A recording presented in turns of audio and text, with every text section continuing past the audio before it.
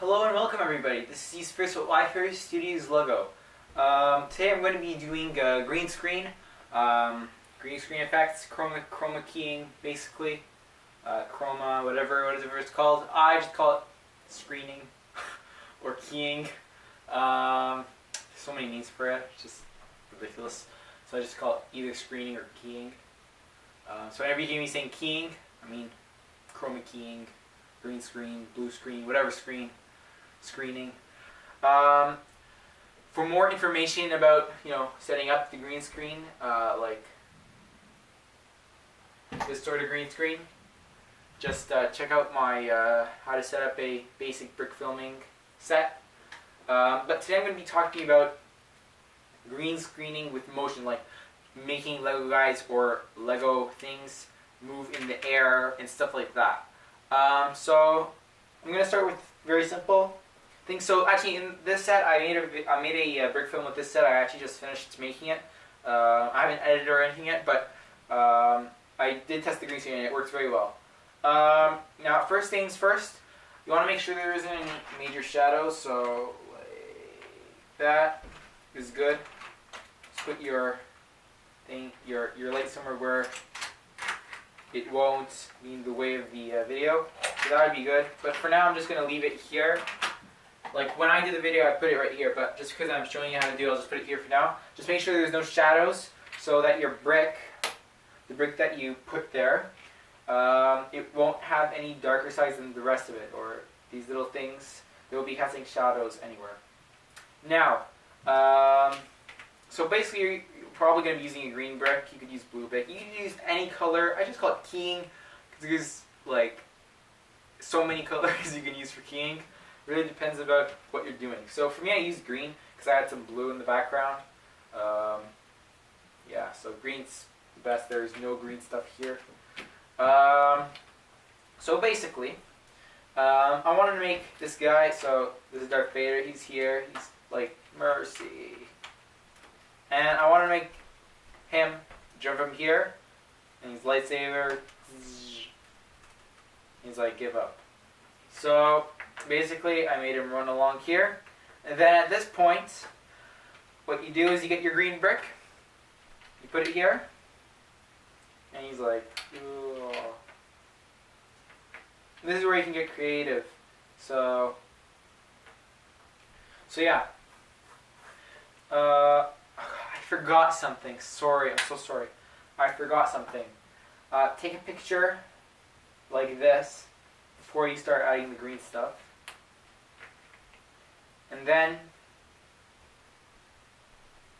yeah, you start adding in the green stuff. And then you can move the brick. And he's jumping like that. And then you can add the brick again. Like that. Get a picture. Remember, when you're jumping, you're probably moving really fast. And then like that, just remove the brick. There you go. Now, processing the video, like, this is the easy part. Now, the hard part is actually the editing, which I won't get to right now because for that I'm going to have to get onto the computer. Now, I'm going to show you other ways of doing green screen. And this way isn't very popular, but it is doable. So basically, you get your back of your green screen, or just use what you've hung up on the wall or something like that, your true green screen. But you can just use this, although the bricks do have lines here, but it's mostly green, so it works. And then you can just film by doing the motion throughout the jump. So I'd go like, and then, just go like that. Like that. And then, basically, you just add that video on top of the video and position it and size it the way you want it. And this is probably the easier way to do this, actually. It's actually harder and easier. Editing it will be easier, but actually doing the motion properly will be harder. Actually, they're both easy and hard at the same time. It really depends. Really depends on what you're better at. I honestly prefer doing it the first way. And then basically you're going to resize the video and green screen and all that sort of stuff. But all that stuff is going to be talked about right now because I'm going to move on to my computer. Now, yeah.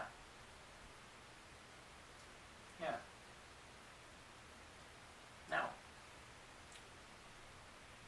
Done here.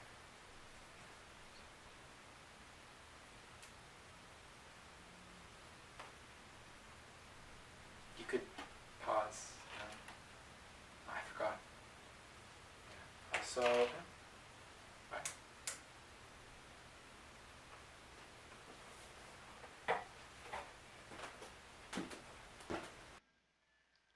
Alright, we're on the PC now, and first I want to mention there's a lot of ways to do green screen effects, chroma keying effect, or whatever you want to call it. I'm going to be doing mine picture by picture. You could do it as a video, like make the video then do the green screen, but I do it picture by picture because I like to edit for the lightsabers. So I'm going to be using Gimp 2. I don't have Photoshop, but I do have Gimp 2, and Gimp 2 is like probably one of the best free picture editors ever. So I'm going to be using that. Um, so the first step is to open your picture, obviously. So I'm going to add my picture here. And then we're going to be adding a transparency level to the picture. So in GIMP 2, it's called Add Panel. So after that, we're going to get our color selection tool. So basically any color your reflects by color, or you could have a green screen tool, but this doesn't. Just has a color selection tool. And then you're going to you're going to select your color. I could select multiple colors at the same time, and I'm going to clear that color. So you could either use an erase tool after it's selected, or just whatever your green screen tool has. Then if there will always be like mistakes and smudges left behind, so you could just use a regular eraser or deleter or whatever you have, just to correct all that, which is what I'm doing here. Now after that, so as you can see, we added the alpha channel there, so it's actually showing those dots. So it's actually transparent instead of just a white. It'll usually just show white. That's why you have to add the alpha channel.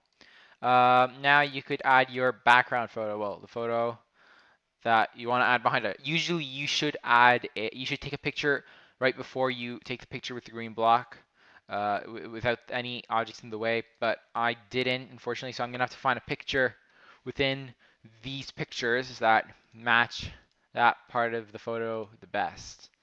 So in my case, it would be this one here. Wow, that's almost seamless, just different focus, but it's almost exactly the same, so that's great.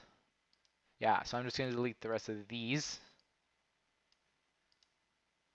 And let's save our photo. Just export our photo. I overwrite the one that I was doing it on, and that's it. And here's how it would look like. You don't really notice the different shade because it's going so fast. You can't really see it, which is how it's supposed to be. Anyways, now we're going to go to our other green screen, the other one I was showing you with the green blocks. I did one with Spider-Man, so we're just going to open this up in GIMP. It's the same steps. So basically just open GIMP and add alpha channel. Then you get your color selection tool.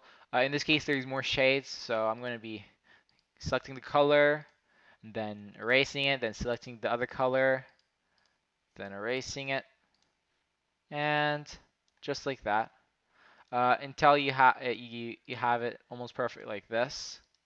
Then there will still be little smudges, especially around Spider-Man, especially the black. Shouldn't select the black because Spider-Man has some black. So basically, right now you're just going to be using your eraser. It's really easy.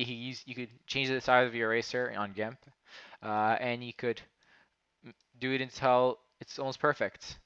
Right now after you finish that, so this is why some people like doing it with this better, because you could resize your minifigure and position it the way you want. So in GIMP you use scale tool, which is right here, and I could scale it any way I want. I'm gonna scale it 50-50. That way it's the same. It's the same like in every single one. So I know how I did it. In the next picture, I mean, because it's brick film, right? Then after you've shrinked your and positioned it the way you want, you could put your background photo, which in my case is this building. Spider-Man's falling again. And yeah, thanks for watching, everybody. And I'll see you later. Please comment and subscribe. Goodbye.